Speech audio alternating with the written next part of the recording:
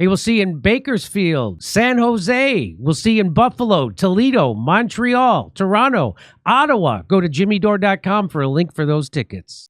So here, let me just, this last bit of scandal surrounding Mark Carney. Well, first of all, he vows to allow minors to undergo sex changes if he wins on April.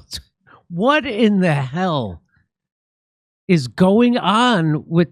I thought we had, like in the United States, it took a while, but everybody realized that it was just the media who felt this way, and really extreme leftists, but that most people are sane, and they're against this kind. You can't get a tattoo in California until you're 18, but you could get you're going to get a sex change. You can't put a tattoo on your breast, but you can cut your breasts off. Go make that make sense. Yeah. So they're still pushing this up there. Is that some kind of winning argument politically in Canada? I would before I comment too harshly on Carney, I would want to see exactly what he said. But no, they are the party of abject degeneracy, and sterilizing children in the name of listening to the children, letting men compete in women's sports and boys compete in girls' sports in the name of tolerance and acceptance. They are. Well, first of all, Mark Carney's daughter also is something of a trans rights activist. No, I didn't know that. His daughter actually went to, when they moved to the UK in 2013 for him to be to become the governor of the Bank of England.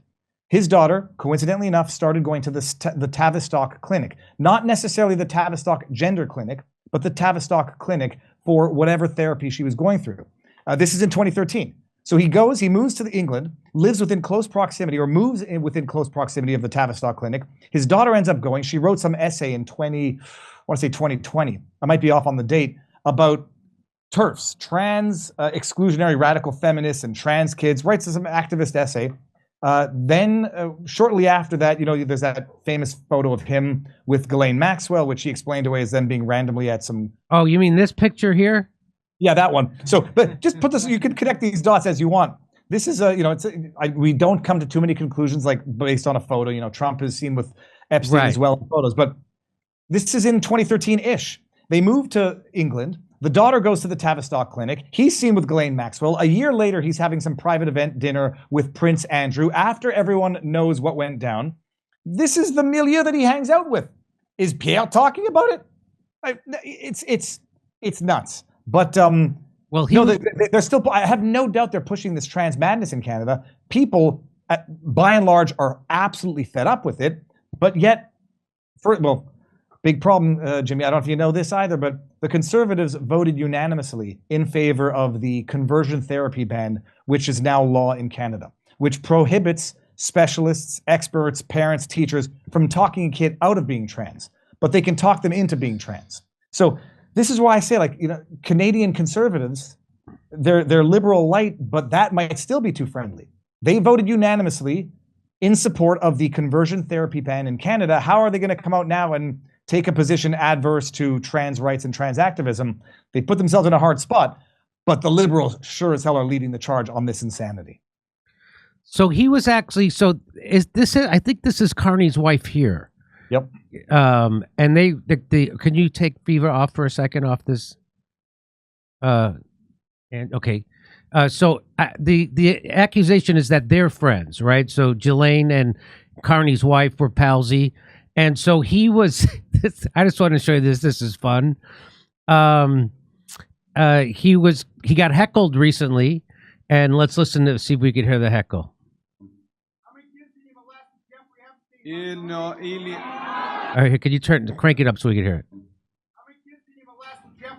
it? How many kids did you molest on Jeffrey Epstein's island? Here, let's listen. Here we go.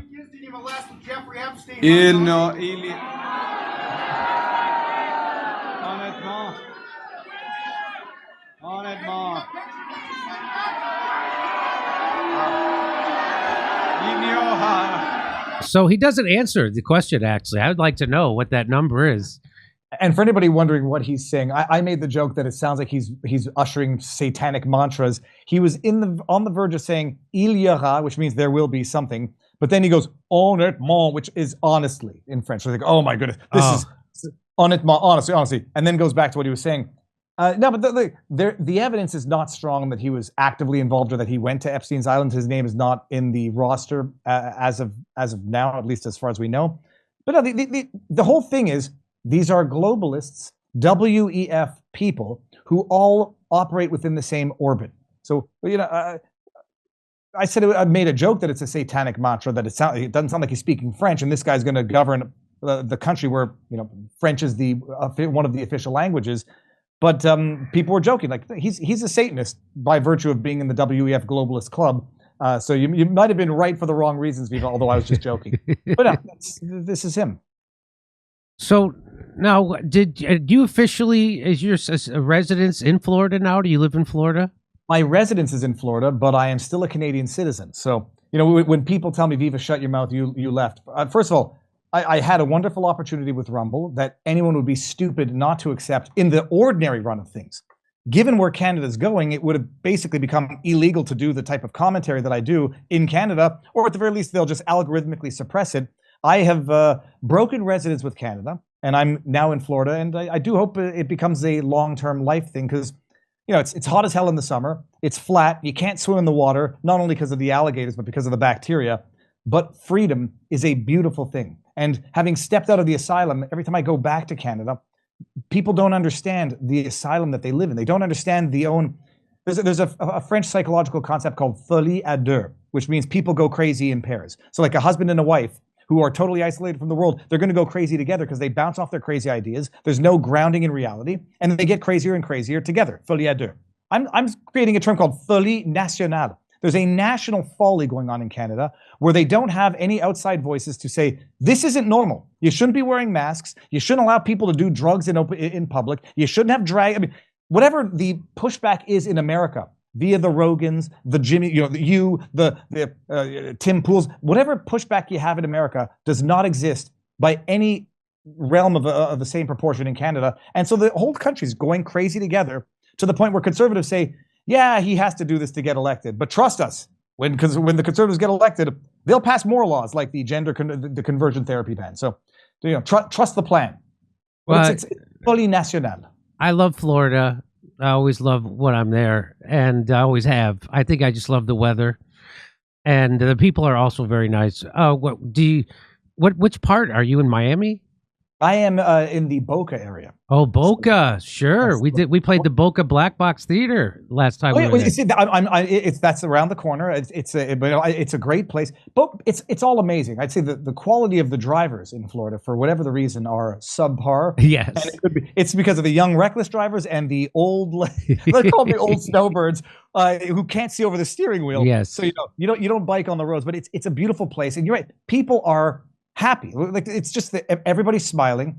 I do think there's a physiological reason that vitamin D and sunlight will change a group of people, which is why I also think like there's some seasonal depression that I think defines or at least shapes the political landscape in Canada. When you don't even understand it, don't appreciate it, and then decide to boycott Florida and orange juice, you're depleting your body of natural goodness that makes you a happy person.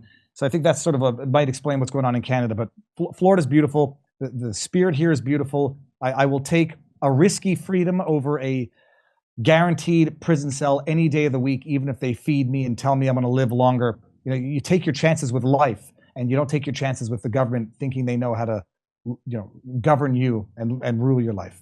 Well, we'll be up in Canada. We're going to be in Montreal. We'll be in Toronto. We'll be in Ottawa. That's in June, first week of June, I'm pretty sure. Oh, that'd be good. I mean, May 30th. Have you ever been there? No, I've been to Toronto for sure. Yeah, we're very popular in Toronto. We already sold out one show, got another show at the Royal Theatre. And but I've never been to Ottawa. It was our first time to Ottawa. And I've been to Montreal for the Just for Laughs Festival a couple times. Oh, well, you'll be able to compare Montreal now to the last time you were there. It's not the same city. It's depressing to step foot into, but you'll see Ottawa, and you'll appreciate when you look at the videos of when I was in Ottawa and you walk the streets at night. It was clean. The homeless were actually being fed. The sidewalks were actually being shoveled. The city was actually safer than it's ever been before. You'll go there and you'll tell me if you think you feel comfortable walking out and visiting Parliament Hill at night. I guarantee you your answer is going to be no. Really? Okay. Wow. So, well, at least you haven't been debanked.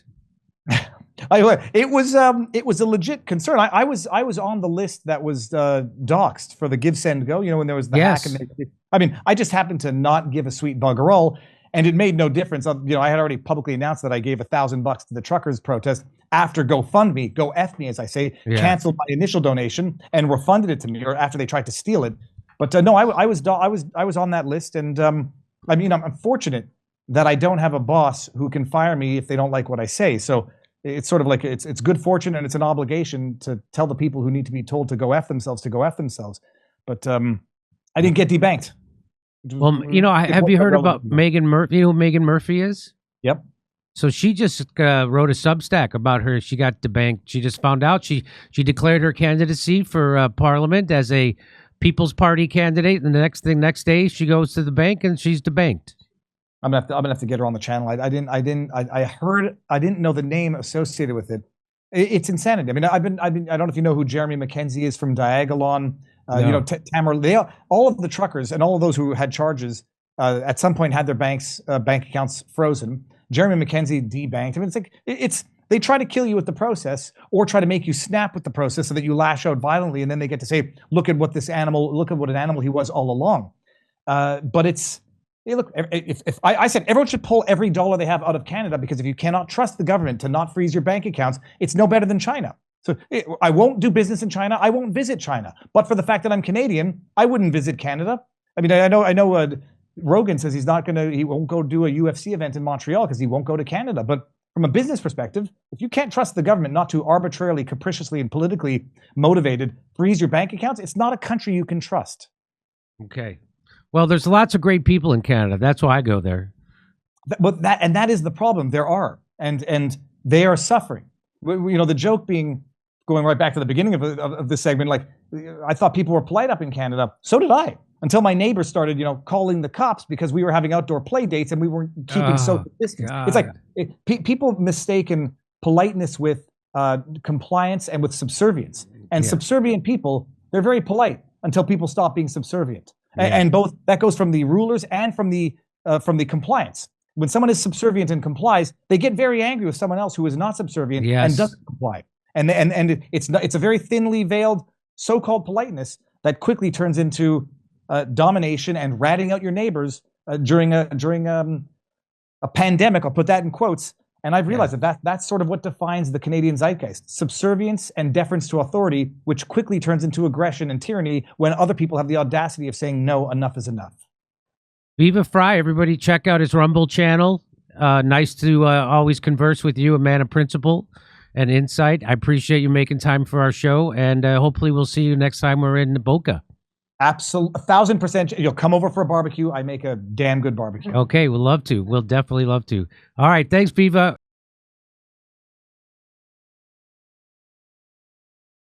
Hey, we'll see you in Bakersfield, San Jose. We'll see you in Buffalo, Toledo, Montreal, Toronto, Ottawa. Go to jimmydore.com for a link for those tickets.